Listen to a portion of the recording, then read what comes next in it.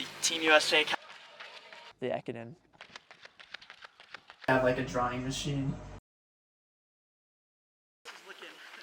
It's looking too holy. Down. All right. And then, you know, start seeing stuff that you don't see.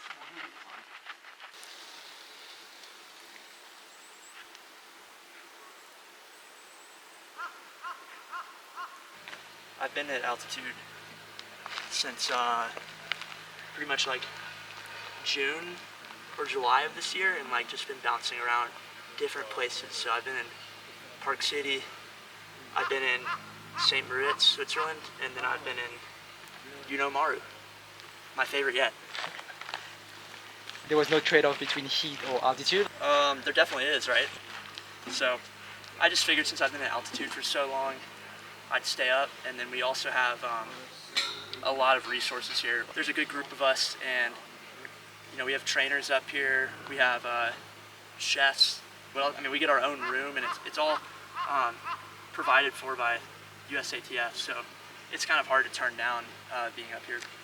I'm also come from a pretty warm climate. I'm from Athens, Georgia, so I like to think that that doesn't really go away, you know?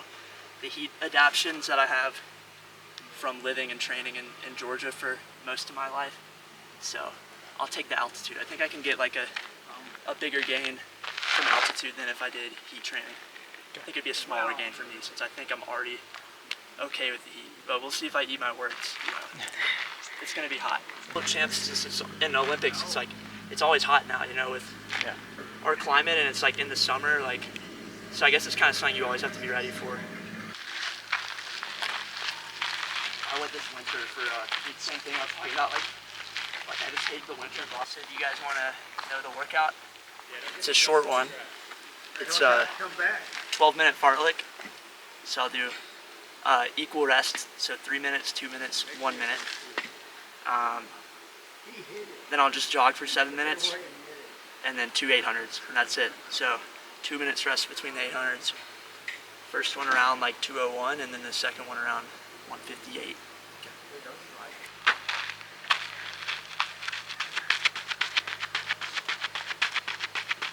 I just have 8x1K at threshold, so nothing, way less exciting than him. He gets to run fast. I get to run slightly faster than marathon pace. It's close enough.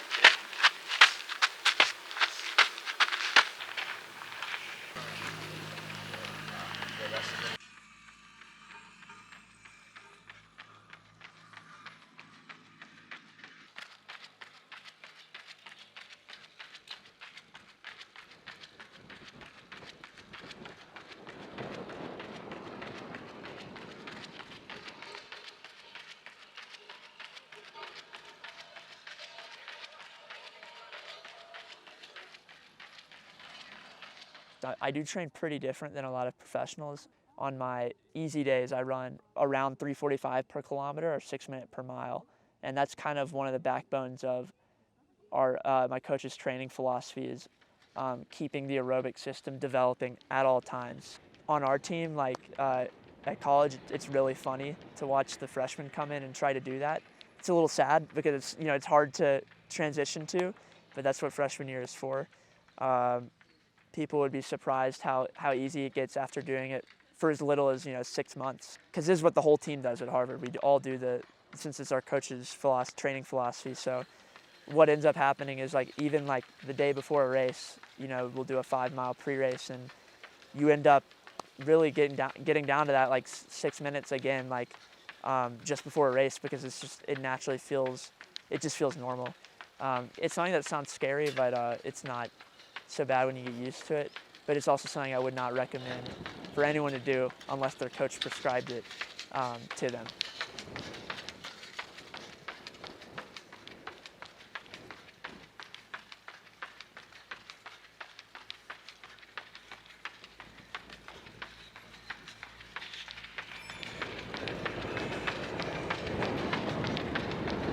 I do 100-mile weeks. And I would like to imagine, I think that's probably what Grant does and, a lot of the other distance Americans. I also, something unique about our training is we try to limit doubles, like 2 runs in a day. So once I get to like 100-mile weeks, I'm running like pretty far on a daily basis. So like at that point, like my easy run will be like 13 miles, and long runs will be 20, medium long runs will be 16 miles, and then the workouts, those get really long with warm-up and cool-downs. They could be anywhere between 17 to 21 miles.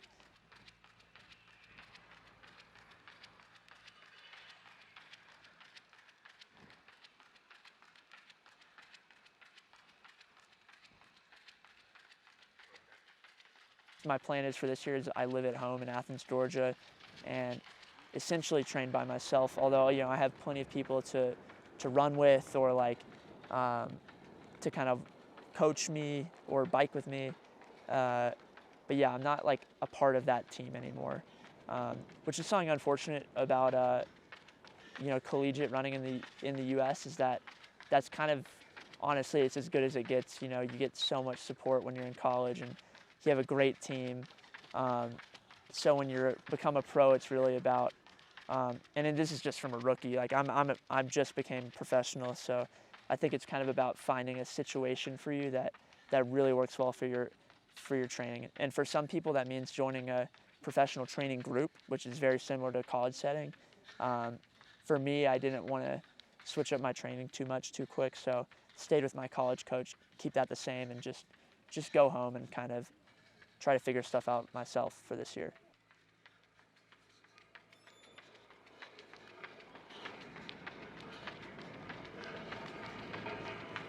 Once we get to the championship season, the workouts get a little more like, they get shorter and like they get faster. The splits are faster, but it's not necessarily as hard.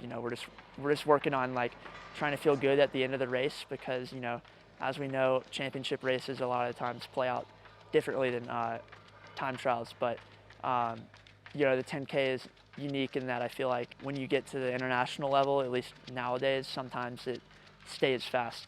The Olympics last year were really fast, so can't completely disregard training for like a super fast race. Yeah, we're just trying to stay ready for both scenarios. In the U.S., we don't really do the team tactics stuff as much as other countries like Ethiopia historically, or Uganda. And for me, I think Grant's one of the best runners in the world. And since I've raced him so many times, I know him as a person, we're friends, I don't really fear him anymore, and it more brings me confidence to be behind him. And when I say I don't fear him, that doesn't mean I don't respect him, because I respect him greatly as a competitor, and think he's, like I said, one of the best in the world. But knowing that I could make a team with him, when I'm 20 minutes into the race and my legs are hurting and I see Grant in front of me, I'm like, okay, like, I've been here with Grant before, like I can do it. He'll be competing for a gold medal, and I want to be right there with him. And I think if I can, try to replicate what he does, I'll be in the close contention for podium as well.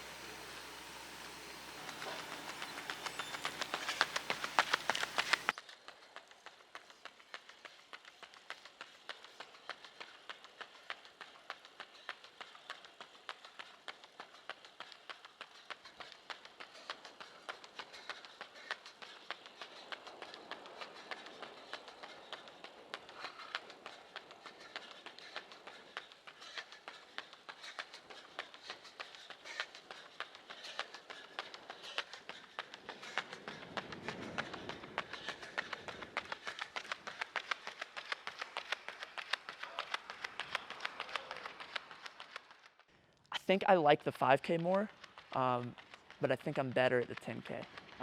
At least with how stuff is going right now, like how a lot of the races are being run and how they're being won.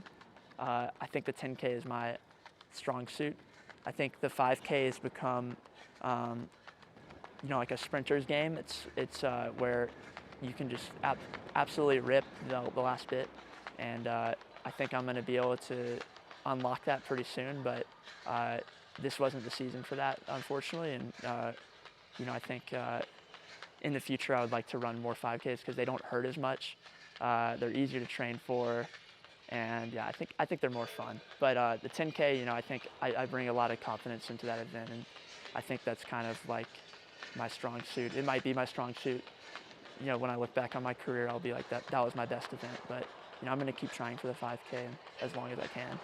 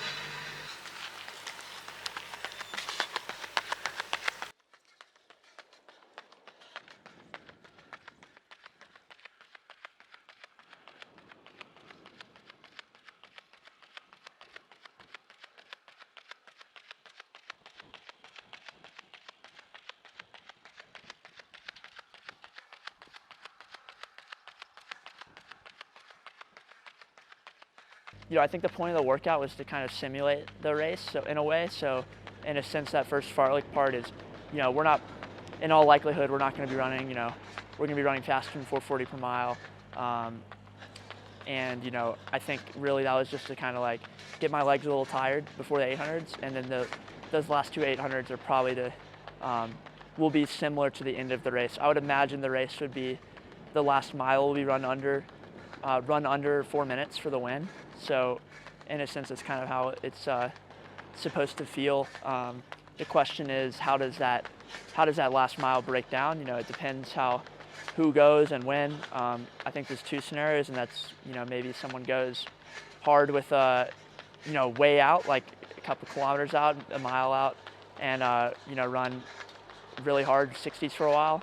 Or, you know, the last mile is kind of, I think it'll be fast, but not incredibly fast, and then just a really quick last lap. So today is just kind of training for like how it's going to feel. You know, it'll feel heavy on the legs, but you got to be sharp.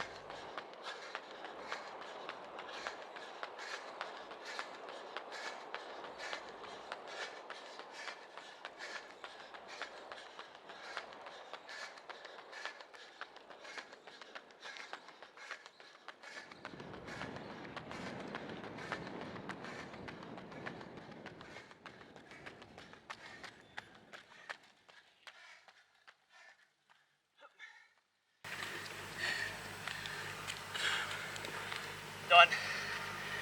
Y'all should really check out the Team USA cafeteria. It's pretty American in there. It's like stepping into another world.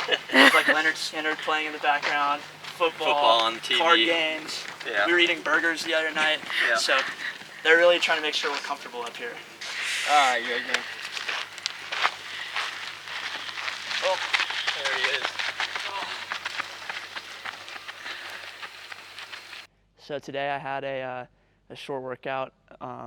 We're about 6 days from the 10K at the Tokyo World Championships, so tried to keep it light but also a little sharp. So we did a 12-minute fartlek with the ons at around 440 per mile pace and the offs at around 6 minute per mile pace.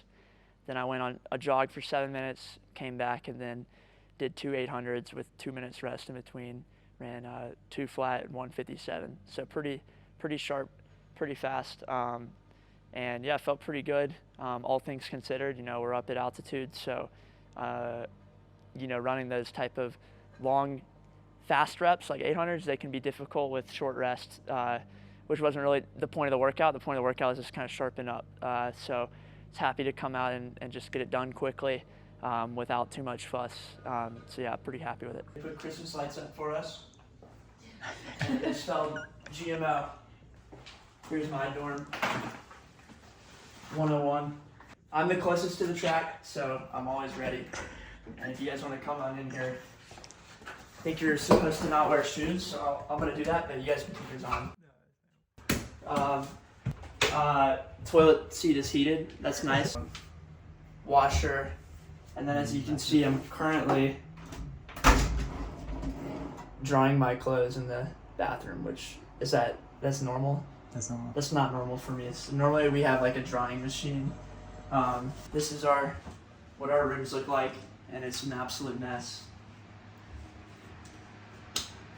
It's pretty spacious. I mean, It is pretty spacious. It's nice, and we have air conditioning, like fans, stuff, and I even got my own Unimara altitude base sticker because I love it here so much. So hopefully one day I'll find a reason to come back here because they gave us such a good setup. I haven't been home in, like a long time because I graduated from college in May and just kind of I've been living out of suitcase since. So I need to go home and move into my apartment. I have a lease starting in starts in a -1 month. It already started, so I need to move my stuff in and maybe just chill for a little bit, and then I'll be back here in October to do the Ekiden. I've wanted to do it for a very long time. I think I remember when I was being recruited by Harvard. So this was probably 5 or 6 years ago when I was in high school. I think it was mentioned to me like in the recruitment process that all these traditions we have as a school. I think I'll probably get my butt kicked. We'll see, because I'm going to need to take a little rest after this 10K at Worlds. But I want to give it my best shot to race against the best of Japan's collegiate athletes and experience the tradition, because I've heard it's unlike any other. I've heard the crowds are big, and that's kind of what I seek, is getting to run in front of big crowds. I'm going to kind of just take 2 weeks off after the 10K, and then come back in to race it 2 weeks after that. So I'll stop training, but it's so close in proximity to the championship that I think I'll have a lot of fitness left over. And yeah, so originally I wanted to run it really hard, keep training after the season, but I just don't think it would have been good for me to keep extending my season that far. Yeah, when I was in high school in Athens, Georgia, we had an Ekiden actually on our cross-country course. So we would do teams of 4. It'd be 2 girls, 2 boys, and you get to pick whatever order, and we would race it on the cross-country course. I think the part that I won't be used to, and I think this is probably the biggest disadvantage to the Americans, is kind of running alone. I think it's once you get into the later stages of the race, it's things start to break up, and all of a sudden you have to run super fast all alone. And we're really used to in the U.S., running on the track and with 20 people, or running in a cross-country race with, 200 people. So I think when I think of something that'll be challenging will be, if I get the hand off for my leg and I'm back a minute from the leader or some people, how do I pace myself? Are you allowed to use a GPS watch? I would probably use my watch just to maybe aim for give myself an idea of what I want to run. I would maybe even look back at historically what people run for the leg and be okay, I probably need to run this if I want to catch up to them. So yeah, it's a unique challenge, and since I'm 23, I think you can keep doing this until you're 26. So this will be nice because I'll get some experience from it, and then maybe I can come back in the next couple years and try to improve as I get older.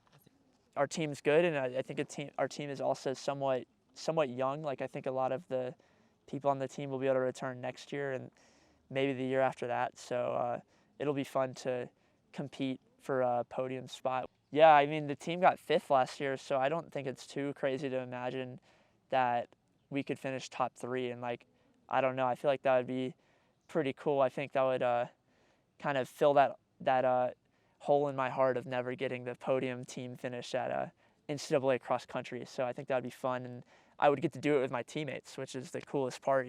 I have 2 of my teammates that'll be doing it this year, Acer, who you probably met last year, and Ben Rosa.